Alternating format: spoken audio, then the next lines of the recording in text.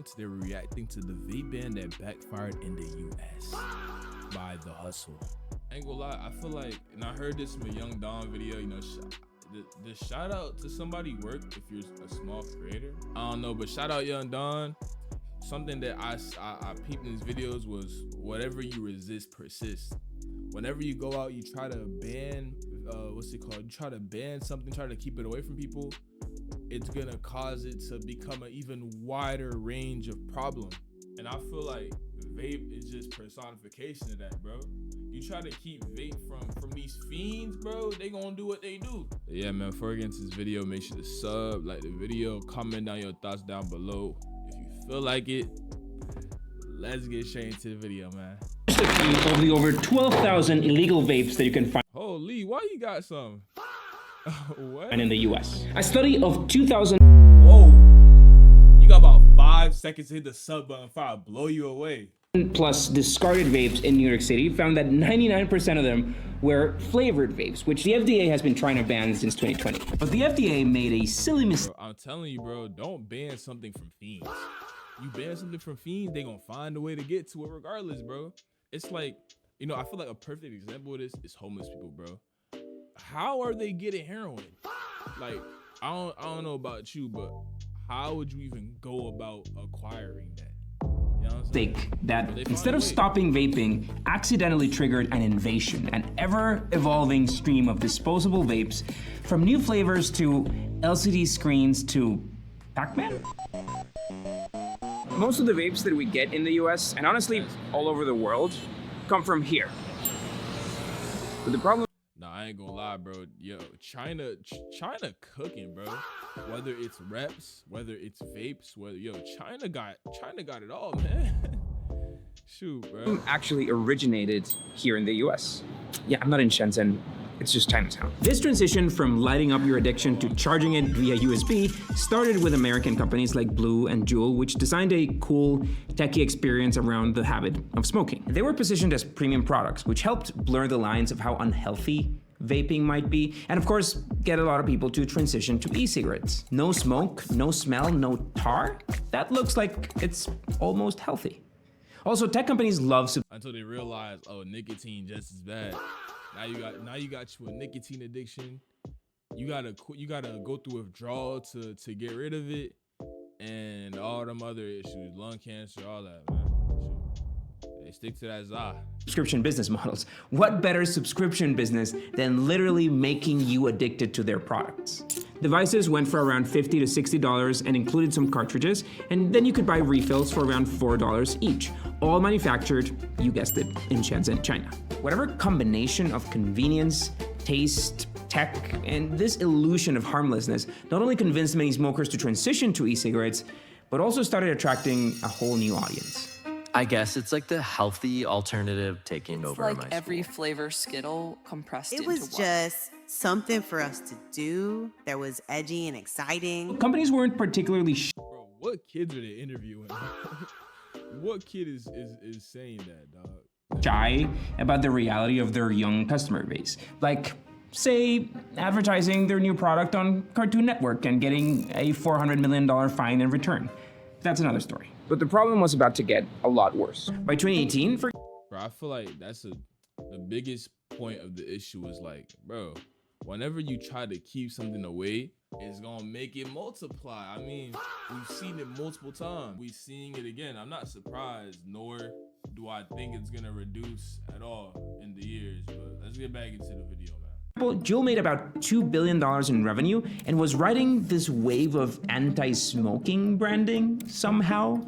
And yet, it took a $12 billion investment from Ultra, the maker of Marlboro. But in this process, these companies had revealed to Chinese manufacturers how lucrative this business could be. And it wasn't long before these manufacturers figured that they could just create brands of their own. This, of course, is not the first time this happens, that a Chinese company inspires their products from a successful brand. They said, hold on, bro. I can make it better and cheaper. You know what I'm saying? Brand. So, yeah, Just, take a walk around Chinatown. But let's quickly pause here. Right now, I want to quickly tell you about something that could be pretty useful for you. It's the hustle or but dual SIMs were originally... Hey, I'm starting to pick up on them ads, boy.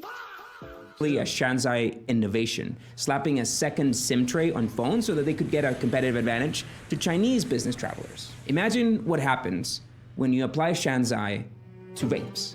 Smoking among middle and high school kids skyrocketed in the years after flavored vapes came into existence, and not just in the US. Colorful options, pods, tanks, whatever you prefer, cheap. They literally started appealing towards kids, bro. And I guess that was just legal or something. Easy to buy, easy to conceal, and in 2020, finally, the FDA acted. Tonight, the Trump administration is moving to ban most types of flavored e-cigarette cartridges in an attempt to crack down on vaping by teenagers. Soon after, vaping prevalence among teenagers in the US actually decreased and has continued to decrease since. But the FDA made one crucial mistake. They wanted to ban flavored products since they were the ones that were mostly affecting kids. But the wording of the ban focused on flavored cartridges, not flavored tobacco products. American e-cigarette manufacturers complied. They mostly Nah, bro, they be finding loopholes, bro. stopped selling flavored pods, though it didn't take long for those manufacturers in Shenzhen to find a loophole that would allow them to take over the market. Instead of making cartridges, they would sell the whole device as a disposable vape and get around the ban. It's not a cartridge, you see, it's a one-use device. In 2020, disposable pens were not a common thing yet. With the supply chains in place, the technology there, existing design inspiration, the captive audience, disposable vapes were the answer. Yeah, they cooked, bro. I ain't gonna lie. I mean, I personally have never tried Nick before. No, I've tried it, but like, I've never like bought my own. You know what I'm saying? And I like got into it like that, but I just never got it, bro. I never got the hype in Nick, and I don't think I'm trying to start, bro. Next few months, exports of these cheap, disposable, flavored vaporizers was booming. They also got smarter about maximizing the value of those disposable vapes. The average volume of liquid grew by over 500% between 2017 and 2022, and they put more nicotine in it. The average concentration went from 1.7% to 5%. And because of China's incredible manufacturing advantages, these products are cheap. Hey man, vapes? I'm looking for like a strawberry or pineapple. Yeah, I ain't gonna lie. If you in school, bro, leave all of that alone, bro. Let your brain develop, gang. You don't need that. 20? I emailed a few companies over the last few weeks pretending to be a buyer and trying to understand how the process works and how much it costs.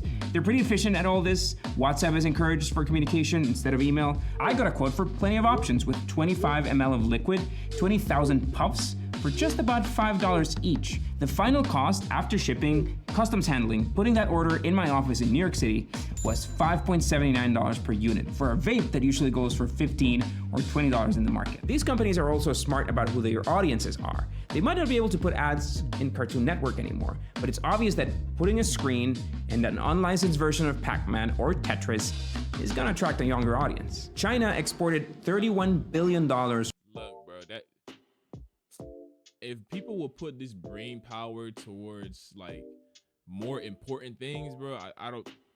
Yo, sky's the limit. Worth of vape products to the US alone in 2023, followed by the UK, Germany, and South Korea. One of the biggest winners in that race is this dude. That's Zhang Shengwei, the billionaire behind the Elf Bar brand, one of the most popular vape brands in the US.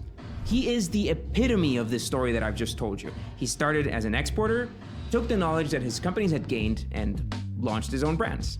This situation got bad in China as well. Chinese children were also falling victim to vape addiction, so in October 2022, the government banned the sale of all flavored vapes in the country, disposable or not. What they certainly didn't do was ban the exports of said vape products. I mean, let's they the loophole demons, bro. just let others buy their poison product. By October 2023, Heaven Gifts, Elbar's parent company, had over $650 million in sales in the US. And so the FDA took action again. So they started telling customs officials to seize or send back any shipments from Elf Bar. Problem solved, right? No, of course not. They just ditched the Elf brand and started shipping one of their other brands, Lost Mary. Same company. Ironically, one spokesperson from Heaven Gifts, which by the way, that's a curious name for a tobacco company. Anyway, they told Reuters that now their market share is suffering due to rampant counterfeit versions of their products. Also ironically, one of the biggest losers in this game has been Juul. Even if they started this revolution, let's call it revolution, nobody wants to buy tobacco flavored nicotine anymore. Ew. But banning brands one by one out of 12,000 is like covering the sun with a finger. The FDA has sent a few warning letters to stores, it fined a few companies, but overall action feels more like a slap on the hand than real decision. No, don't do it. But I think the main point is that, bro, you can't and I feel like they realize that right now, right? Because it's already been out, people are already addicted, you can't fully stop it. So they're trying to like take control of it now, which I don't know if I really like that perspective either. Nah, but if you enjoyed the video, make sure to sub, like the video, comment your thoughts down below.